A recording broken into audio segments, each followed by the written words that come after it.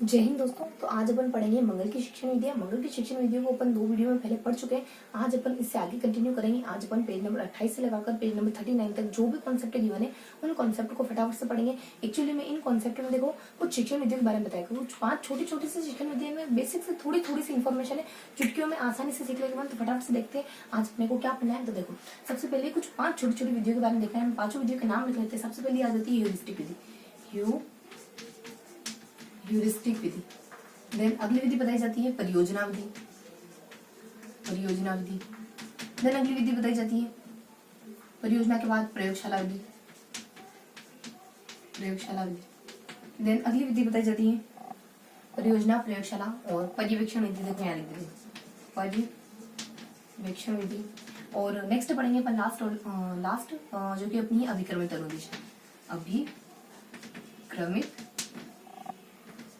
अनुदेशन। तो इन 5 वीडियो के बारे में अपन फटाफट से देख लेते हैं। सामान्य जानकारी ज्यादा कुछ नहीं, बस थोड़ा सा इनके बारे में डिटेल बताया गया है कि इसके प्रतिपादक कौन है, इनमें कुछ कुछ विशेष बातें, इनके कुछ गुण और दोष क्या होते हैं। जब वीडियो को अच्छे से समझ लेंगे तो गुण और दोष हमें बहुत आसानी से समझ आ जाएंगे। तो चलिए अपन शुरू करते हैं ह्यूरिस्टिक विधि से। तो सबसे पहले अपन देख लेते हैं ह्यूरिस्टिक विधि के बारे में। सबसे पहले अपन देख लेते हैं ह्यूरिस्टिक विधि के बारे में। सबसे पहली विधि आ जाती है ह्यूरिस्टिक विधि, ह्यूरिस्टिक विधि। तो सबसे पहली विधि आ जाती है ह्यूरिस्टिक विधि। देखो ह्यूरिस्टिक विधि में सबसे पहले शख्स आ जाते हैं आर्मस्ट्रॉन्ग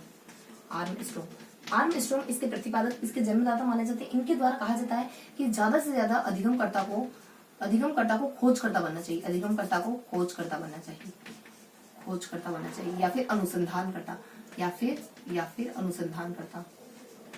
अनुसंधानकर्ता। इन 2 शब्दों का जिक्र करते हैं। और इनके अलावा जाता है अपने गिलबर्ट। इनके द्वारा क्या कहा जाता है, यानी कम से कम सिखाओ, बच्चों को ज्यादा से ज्यादा सीखने दो, ज्यादा से ज्यादा बच्चों को सीखने दो, और कम से कम बताना है, और कम से कम बताया जाए। ये इनकी बेसिक से परिभाषा आ जाती है जो गिलबर्ट के द्वारा दी जाती है। ह्यूरिस्टिक विधि में देखो ह्यूरिस्को शब्द की उत्पत्ति किससे हुई है, यानी ये एक ह्यूरिस्को शब्द आता है, ह्यूरिस्को, जिससे कि ह्यूरिस्टिक शब्द की उत्पत्ति है, जिसका मतलब क्या होता है, मैं खोज करता हूँ, मैं खोज करता हूँ। तो ये थोड़ी सी जानकारी थी ह्यूरिस्टिक विधि के बारे में कि आर्मस्ट्रॉन्ग इसके जन्मदाता माने जाते हैं। इनके द्वारा कहा जाता है कि व्यक्ति को अनुसंधानकर्ता बनने दो, ज्यादा से ज्यादा खोजकर्ता बनने दो, उसको खुद को करके सीखने दो। उसके बाद गिलबर्ट के बारे में बताया जाता है इनका ज्यादा से ज्यादा सीखने के अवसर कम से कम बताया जाए और ज्यादा से ज्यादा बच्चों को खुद सीखने दी। ह्यूरिस्को शब्द की उत्पत्ति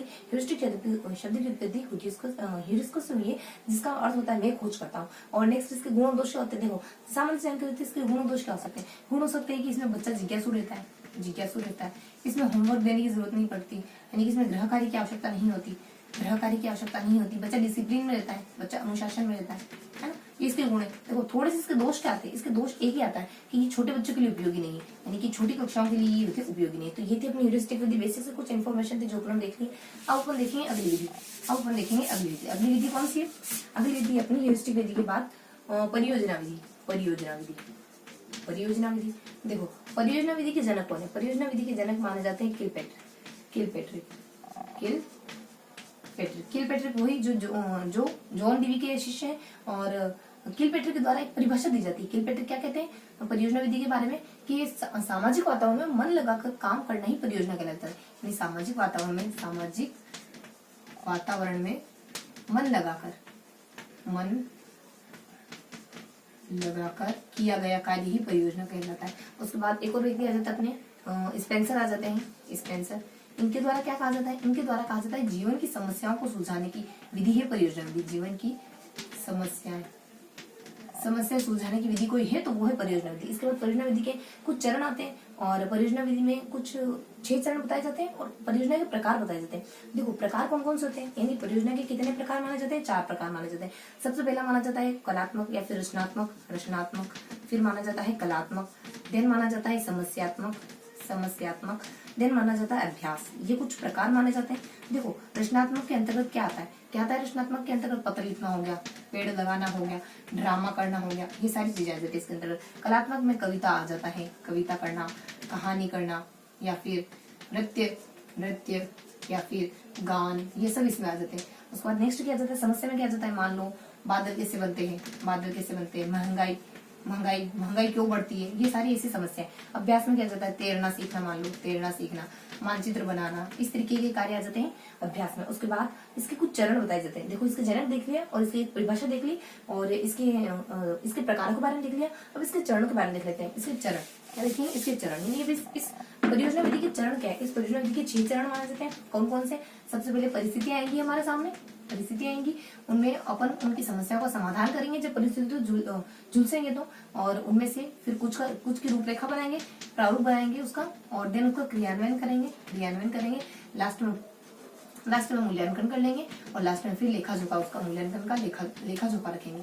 तो ये इसके 6 चरण माने जाते हैं परियोजना विधि के। बेसिक से इन्फॉर्मेशन देखिए, इसके जनक के बारे में देख लिया और इसके प्रकार के बारे में देख लिया, इसके चरणों के बारे में देख लिया। फिर अपन अगली विधि देखेंगे। अगली विधि आ जाती है अपनी प्रयोगशाला विधि। अगली विधि कौन सी, प्रयोगशाला विधि। तीसरे नंबर की विधि आ जाती है प्रयोगशाला विधि। उसके गुण और दोष नहीं देखे ना, उसके गुण और दोष देख लेते हैं। देखो परियोजना विधि के गुण और दोष क्या होते हैं, परियोजना विधि के गुण क्या होते हैं और दोष क्या होते हैं, उसकी अच्छी बातें क्या होती है और बुरी बातें क्या होती है। परियोजना विधि की अच्छी बातें ये है कि जब आप परियोजना विधि में सीखते हो ना, तो सामाजिक वातावरण में सीखते हो, बिल्कुल सामाजिक यानी समाज के बीच जाके सीखते हो, सबसे अहम बात। तो उसके बाद इसमें दल आधारित सीखना भी हो सकता है। और परियोजना विधि जब आप बाहर जाके सीखते हो तो बिल्कुल ज्ञान क्या होता है, स्थायी होता है। स्थूल से सूक्ष्म की ओर सीखते हो, स्थूल से सूक्ष्म की ओर सीखते हो, और ज्ञान इसमें स्थायी होता है, और इसमें ज्ञान स्थायी होता है। ये बेसिक से कुछ इसके गुण होते हैं। परियोजना विधि के गुण क्या हो सकते हैं, जब आप समाज के बीच में जाकर सीखते हो तो ज्ञान स्थायी होता है। स्थूल से सूक्ष्म की ओर सीखते हो, चीजें ज्यादा समय तक, लंबे समय तक याद रहती है, वो स्थायी होता है ज्ञान। उसके बाद अपने दोष के बारे में बता दीजिए। इसके दोष क्या होते हैं, परियोजना विधि क्या होती है, बहुत ज्यादा लंबी विधि होती है, पाठ्यक्रम को पूरा नहीं करवा पाती। जब आप परियोजना विधि में जाते हो तो लंबी होती है और पाठ्यक्रम को पूरा नहीं करवा पाती। हर प्रकरण पर अपन परियोजना नहीं कर सकते। तो बेसिक से गुण और दोष होते हैं, ज्यादा इसमें गुण और दोष कुछ खास बताए नहीं जाते। उसके बाद अगला आ जाता है अगली आ जाती है अपनी प्रयोगशाला विधि। देखो अगली आ जाती है प्रयोगशाला विधि। अपने तीसरे नंबर की विधि है प्रयोगशाला विधि। इसके बारे में क्या बताया जाता है, अपने 3rd पढ़ रहे हैं अपन, इससे पहले 2 पढ़ चुके हैं। सबसे पहली आ गई थी अपनी खोजकर्ता वाली, जो कि अपन ह्यूरिस्टिक विधि के नाम से जानते हैं। अगली आ जाती है अपनी परियोजना विधि, और नेक्स्ट है अपनी 3rd प्रयोगशाला विधि। देखो प्रयोगशाला विधि के जनक माने जाते हैं 1971 में एक डेजी मोरवेल नाम के शख्स होते हैं, डेजी मोरवेल, इनके जनक माने जाते हैं, मोरवेल इनके जनक माने जाते हैं। और प्रयोगशाला विधि में बस इसके गुण और दोष के बारे में बता दिया जाता है कि प्रयोगशाला विधि के क्या गुण हो सकते हैं और प्रयोगशाला विधि के क्या दोष हो सकते हैं, इसके गुण क्या हो सकते हैं, उसके दोष क्या हो सकते हैं। इसमें समवाय के सिद्धांत पर बच्चा काम करता है। समवाय यानी साथ में मिलकर के सामाजिकता का गुण विकसित होता है। सामाजिकता का गुण विकसित होता है जब सब साथ में होते हैं, दल कार्य करता है इसमें बच्चा। ये सामान्य से इसके गुण होते हैं। उसके बाद दोष क्या हो सकते हैं, और बच्चे इसमें प्रयोगशाला विधि की बात, इसके दोष क्या हो सकते हैं। देखो प्रयोगशाला विधि के दोष ये हो सकते हैं, बहुत लंबी है, वही लंबी है, पाठ्यक्रम पूरा नहीं करवा पाती है ना, और ऐसे अनुभवी शिक्षकों का अभाव होता है। ये तो दोष तो इसमें सामान्य से होता है। प्रयोगशाला छोटी कक्षाओं के लिए नहीं है, जब विधि अच्छे से समझ आएगी ना, तो गुण और दोष तो अपन खुद क्रिएट कर सकते हैं। तो ये अपने इसके सामने से गुण और दोष प्रयोगशाला विधि के। अब देख लेंगे अपन नेक्स्ट विधि, जो है पर्यवेक्षण विधि। नेक्स्ट विधि कौन सी, पर्यवेक्षण विधि। 4th नंबर की विधि आ जाती है अपनी पर्यवेक्षण विधि। देखो पर्यवेक्षण विधि, प्रयोगशाला विधि, अरे बहुत बड़ी मिस्टेक हो गई मेरे से। पर्यवेक्षण विधि देखो मैंने जनक लिख दिया ना, 1971 में डेजी मोरवेल तो परीक्षण विधि के जनक माने जाते हैं।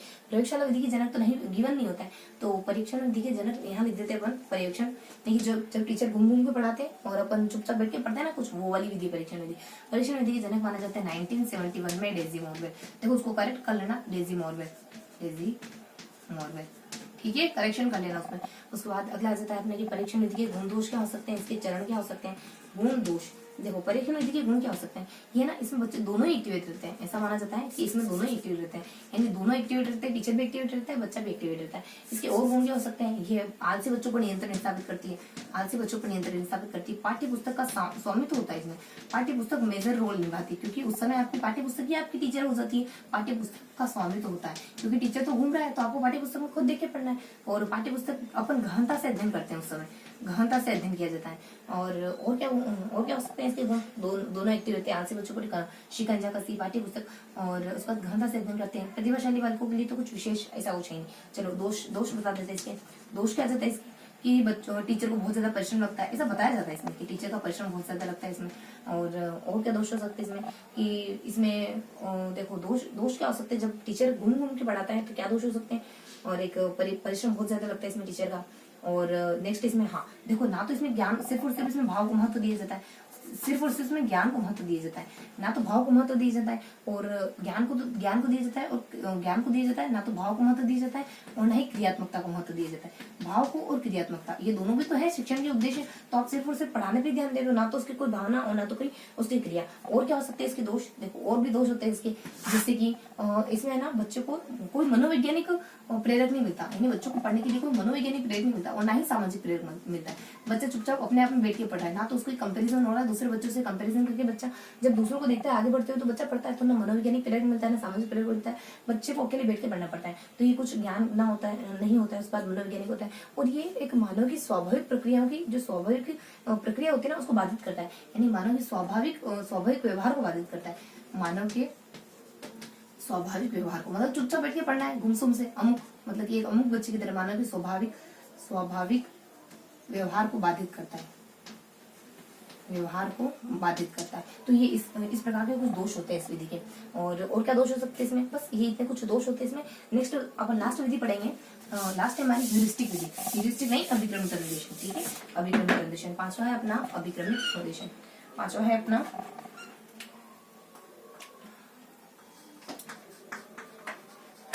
अभिक्रमित अनुदेशन। अभिक्रमित अनुदेशन में क्या देखना है हमें, सबसे पहले अभिक्रमित अनुदेशन जब 1912 के आसपास एक थॉमस आते हैं, इनके द्वारा एक ऐसी कल्पना करी जाती है कि ऐसी कोई मशीन बनेगी जिससे अभिक्रमित अनुदेशन आसानी से हो जाएगा, यानी उस मशीन में बच्चा एंटर करेगा, सवाल का जवाब देगा, वो मशीन बच्चे को रेस्पॉन्स करेगी जिससे बच्चा खुश होगा, इस तरीके से बच्चा सीखेगा। तो सबसे पहले विचार 1912 के आसपास आता है। 1920 के आसपास एक सिडनी नामक व्यक्ति होते हैं, सिडनी जो ऐसी किसी मशीन का निर्माण कर देते हैं, जो कुछ ऐसा कार्य करती है, यानी बच्चे जिसमें अपन अगर आंसर पुट करते हैं तो वो हमें रिप्लाई करती है, यानी कि हमें रेस्पॉन्ड करती है, प्रतिपुष्टि देती है, जिससे हम आसानी से उस चीज को सीख लेते हैं, क्योंकि मोटिवेट होते हैं काम करने के लिए। उसके बाद इसमें 3 व्यक्तियों का जिक्र आता है। अभिक्रमित अनुदेशन बेसिकली 3 भागों में, इसके प्रकार कितने होते हैं, अभिक्रमित के 3 हो सकते हैं। सबसे पहले रेखीय, उसके बाद शाखीय, उसके बाद मैथमेटिक या फिर अवरोह। इनके प्रतिपादक कौन है, इसके हैं स्किनर और होलैंड। नेक्स्ट के कौन है, क्राउडर। अगले के कौन है, अगले के हैं गिलबर्ट। इनके द्वारा इन सबका प्रतिपादन कब किया जाता है, 1952, 1960, 1964, 1952, 1960 और 1964, इसके आसपास इनके प्रतिपादन होते हैं। अब इन रेखीय, शाखीय और मैथमेटिक, इनके बारे में थोड़ी बेसिक सी इन्फॉर्मेशन देख लेते हैं, ये आखिरकार चीजें हैं क्या है, तो इनके बारे में थोड़ी सी बेसिक सी इन्फॉर्मेशन देख लेते हैं। रेखीय, देखो एक आता है अपना रेखीय, मात्रा गलत लग गई है ना, शाखीय, दूसरा आ जाता है अपना मैथमेटिक। तो इनमें क्या क्या बताया जाता है, देखो रेखीय में बताया जाता है कि ये जो होता है ना, ये बहुत सरल विधि होती है, इसमें बच्चे को मतलब ये एक ऐसी मशीन होती है कि आपके सामने आपने कोई जवाब दिया तो आपका रिप्लाई कर देगी, तो बहुत सरल होती है। इस वजह से प्रतिभाशाली बच्चे, देखो मैं सारा साथ में लिख पा रही हूँ, प्रतिभाशाली बच्चे जो होते हैं इसमें इंटरेस्ट नहीं लेते, गुण और दोष इसके दोष आ जाते हैं कि प्रतिभाशाली बच्चे इसमें इंटरेस्ट नहीं लेते। और दूसरी बात होती है ये मनोवैज्ञानिक होती है, हालांकि मनोवैज्ञानिक विधि होती है, लेकिन सवालों को जवाब, दूसरी बात ये होती है कि सवाल क्यों गलत है ये इसमें जवाब नहीं दिया जाता है, तो इसकी सामान्य से इन्फॉर्मेशन हो जाती है। शाखीय अभिक्रमित क्या होता है, शाखीय अभिक्रमित अनुदेशन जो होता है ये बच्चों को 3 तरीके से जांचने की कोशिश करता है। सबसे पहले इसमें प्रस्तुतिकरण आता है, इसके चरण होते हैं कुछ, प्रस्तुतिकरण यानी बच्चा कुछ सवाल प्रस्तुत करेगा, ये नहीं ये मशीन आपके सामने कुछ सवाल प्रस्तुत करेगी तो आप बच्चे का निदान जानोगे, यानी कि बच्चे में क्या कमी है ये अपन जानेंगे, देन अपन जानेंगे उपचार, उसका उपचार करेंगे। देखो तो ये जो देखिए अभिक्रमित अनुदेशन विधि होती है, इसमें क्या होता है कि 1 by 1 आपसे सवाल पूछे जाते हैं। जब 1 by 1 सवाल पूछे जाते हैं तो बहुत सरल लगते हैं बच्चों को, और प्रतिभाशाली बच्चे इसके, देखो ये क्या है, ये तो इसकी सामान्य जानकारी है और ये इसके गुण और दोष बता रखे हैं, यहाँ से यहाँ तक गुण और दोष, यानी प्रतिभाशाली बच्चे इसमें इंटरेस्ट नहीं लेते हैं। उसके बाद मनोवैज्ञानिक विधि तो है, लेकिन क्यों, यानी कि ये सवाल क्यों गलत है, क्यों सही, ये नहीं बताया जाता है। एक सवाल करा जाता है, उसका आंसर अगर हमें आता है तो ठीक है, नहीं आता है तो सामने से बताएंगे, ना तो ऑप्शन होता है, कुछ होता है। तो ये इस प्रकार की विधि। शाखीय अभिक्रमित एक ऐसी विधि जिसमें ऑप्शनल क्वेश्चन आता है हमारे सामने, तो इसमें क्या होता है कि प्रस्तुतिकरण, यानी हमारे सामने कोई चीज प्रस्तुत करी जाती है, उससे अगर हम गलत जवाब देते तो हमें मशीन को पता चलता है कि इसको ये नहीं आता है, तो निदान यानी पता कर लिया जाता है।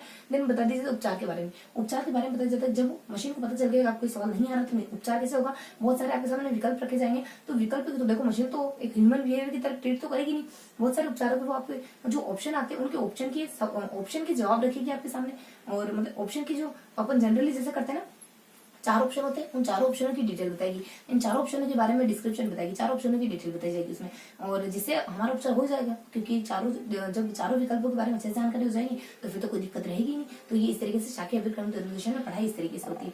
और उसके बाद इसके गुण और दोष क्या होते हैं, देखो ये बच्चे में ये एक तो विकल्प उपलब्ध कराता है, ये विकल्प उपलब्ध कराती है ना तो बच्चा तार्किक बनता है, इतने सारे विकल्प दिखता है ना, बच्चा तार्किक बनता है, इसमें विकल्प होते हैं बच्चा तार्किक होता है। और उसके बाद एक यूं हो जाता है कि इसमें विकल्प प्रस्तुत करते हैं ना तो एक इसका निर्माण थोड़ा कठिन हो जाता है, इसमें बहुत सारी सामग्री देती है ना, क्योंकि बहुत सारे एक सवाल के 4 विकल्प देने, 4 विकल्प देने के बाद उनके 4 ऑप्शन देने, और आई मीन एक क्वेश्चन देना, उसके 4 विकल्प देने, 4 विकल्पों के बारे में उसके सही है गलत, क्यों गलत है उसको डिटेल से बताना है, चारों के बारे में अच्छे से वर्णन करना है, तो ये थोड़ा मुश्किल हो जाता है ना, तो इस तरीके से जानकारी बताई जाती है। और यानी विकल्प के बारे में बताया जाता है, तार्किक बारे में इसका निर्माण थोड़ा कठिन हो जाता है, तो यहाँ पे इसके गुण और दोष दोनों आ जाते हैं।